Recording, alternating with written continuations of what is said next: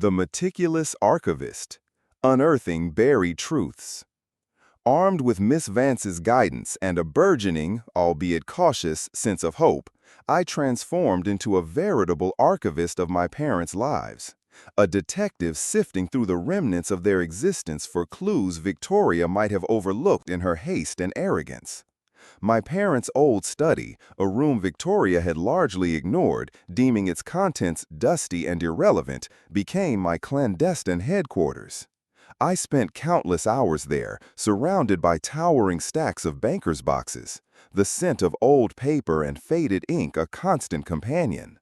With meticulous care, I examined every document. Old bank statements, tax returns stretching back decades, medical records I managed to obtain by asserting my rights as a daughter, appointment diaries, and personal correspondence. It was an emotionally draining process. Each signature of my mother's, each note from my father, a fresh reminder of their absence and Victoria's profound betrayal. There were many dead ends, many days when I felt I was chasing shadows. But then, small inconsistencies would emerge. A series of significant cash withdrawals from my mother's personal account in the months leading up to her signing the new will. Withdrawals she, a woman of modest and predictable habits, would have been unlikely to make. Then there were emails between Victoria and a financial advisor I didn't recognize, discussing asset consolidation strategies for my mother, dated even before my mother had supposedly decided to change her will so drastically. Each discovery, however small, was a piece of the puzzle, a testament to Victoria's long-term planning and my mother's potential vulnerability. I cross-referenced dates, amounts, and communications, building a detailed timeline that painted a picture not of a mother making clear-headed decisions, but potentially of a mother being systematically isolated and manipulated. The spreads and shadows, seeking corroboration. Miss Vance had stressed the importance of corroborating evidence, of finding voices beyond my own that could lend weight to my claims. This was perhaps the most delicate part of my investigation. I couldn't march out and accuse Victoria openly. That would alert her and potentially allow her to further conceal her tracks or intimidate potential witnesses. Instead, I began to reach out, ever so cautiously, to individuals who had been close to my parents, people who might have observed Victoria's interactions with them or heard my parents express wishes that contradicted the final will. I started with Mrs. Albright, my mother's closest friend from her gardening club. Over several cups of tea, ostensibly just sharing memories, I gently steered the conversation towards my mother's state of mind in her final year. Mrs. Albright, a kind, observant woman, eventually confided that she had noticed my mother seeming more withdrawn and anxious, and that Victoria had become increasingly protective and gatekeeping, often making excuses for why my mother couldn't attend their usual outings or take calls. Then there was Mr. Henderson, my father's former business partner. I approached him under the pretext of seeking career advice, but carefully wove in questions about my father's long-term plans for the company. He confirmed, without hesitation, that my father had always envisioned both his daughters having a stake in its future, and expressed surprise at the terms of the will as I vaguely and sadly alluded to them. Not everyone was forthcoming. Some were clearly uncomfortable, loyal to the memory of a seemingly united family, or perhaps intimidated by Victoria's newfound wealth and influence. But the few sympathetic whispers I did gather, the small confirmations of my mother's distress or my father's true intentions, added crucial human dimensions to the paper trail I was assembling. The cracks in Victoria's facade. Arrogance breeds carelessness.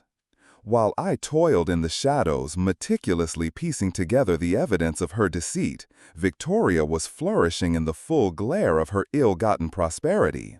She had, as she threatened, begun renovations on our parents' home, transforming its warm, familiar character into something cold, ostentatious, and alien.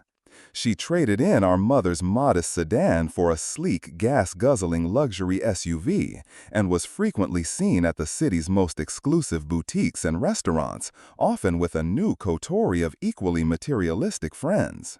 Her social media, once a sporadic collection of family photos, now became a curated showcase of her lavish lifestyle: designer clothes, exotic holidays, champagne brunches. In a way, her conspicuous consumption worked in my favor. It painted a stark picture of someone who had come into a sudden The massive legal windfall gauntlet and was thrown. perhaps less concerned Victoria's with shock discretion and than disbelief. The day Miss Vance formally filed the lawsuit to contest our parents' will and served Victoria with the legal papers felt like the world shifting on its axis. I wasn't present when the process server arrived at the grand, newly renovated house, our parents' house, but I could vividly imagine the scene. Victoria, perhaps in the midst of planning another extravagant purchase or hosting one of her new fawning acquaintances, being handed a thick manila envelope that would shatter her complacent reality. Her initial reaction, as Miss Vance had predicted, was likely one of utter shock, quickly followed by indignant disbelief. How dare I, her quiet, artistic younger sister, challenge her? How dare I question the will that had so conveniently secured her future? I learned later, through a bewildered phone call from a distant aunt whom Victoria had immediately tried to rally to her side, that Victoria had initially dismissed the lawsuit as a frivolous, desperate attempt by a disgruntled sibling. She apparently boasted that her lawyers would crush this nonsense in a matter of weeks. But beneath the bravado, I sensed, and Miss Vance confirmed, there would be a current of genuine fear. The meticulously prepared legal documents detailing our claims of undue influence, lack of testamentary capacity, and citing the specific evidence we had gathered were not something that could be easily dismissed. The news began to ripple through our extended family and our parents' circle of old friends, creating a discomforting stir. Some, loyal to Victoria or uncomfortable with family conflict, distanced themselves. Others, who had harbored their own quiet doubts about Victoria's sudden ascendancy, offered discreet words of support to me. For my part, a strange calm settled over me. The fight was no longer a secret burden. It was out in the open, a formal challenge laid down. There was trepidation, yes, but also a grim satisfaction in knowing that Victoria could no longer hide behind her facade. The unraveling, discovery, and depositions. The legal discovery process that followed was, as Miss Vance had warned, grueling but illuminating. It was a deep, often invasive dive into Victoria's financial affairs, her communications, and the circumstances surrounding our mother's final months. Miss Vance's requests for documentation were relentless and comprehensive. Victoria's bank statements, investment records, email exchanges with the solicitor who drafted the contested will, records of our mother's medical appointments that Victoria had managed. Victoria's legal team, a high-powered and expensive firm she had hastily engaged, attempted to obstruct and delay at every turn, citing privacy, relevancy, or any other excuse they could conjure. But Miss Vance was a bulldog, expertly navigating their objections, filing motions to compel when necessary, and gradually, painstakingly, extracting the information we sought. What emerged was a pattern of increasing financial control Victoria had exerted over our mother, and a clear timeline showing her discovery of the new solicitor coinciding precisely with the period her own financial advisor had suggested strategies for asset protection and favorable estate planning. The depositions were the most emotionally charged part of this phase. I sat silently beside Miss Vance as she expertly questioned key individuals under oath. The solicitor who drafted the will became flustered and contradictory when pressed about his lack of prior relationship with my mother and the unusual haste with which the will was prepared and signed. Mrs. Albright, my mother's friend, provided a heartfelt and credible account of my mother's distress and Victoria's isolating behavior. But it was Victoria's own deposition that was the most revealing.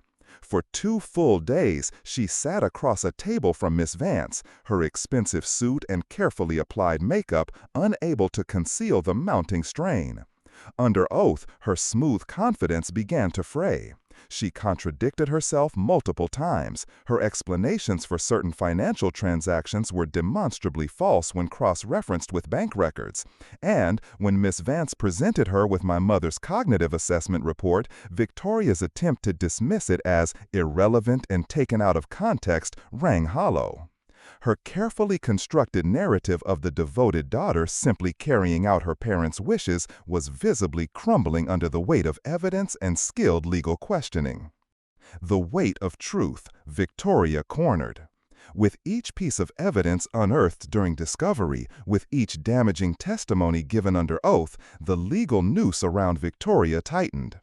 The medical reports corroborating our mother's vulnerability, the financial trail suggesting systematic siphoning of funds even before the will was changed, the questionable circumstances of the will's execution,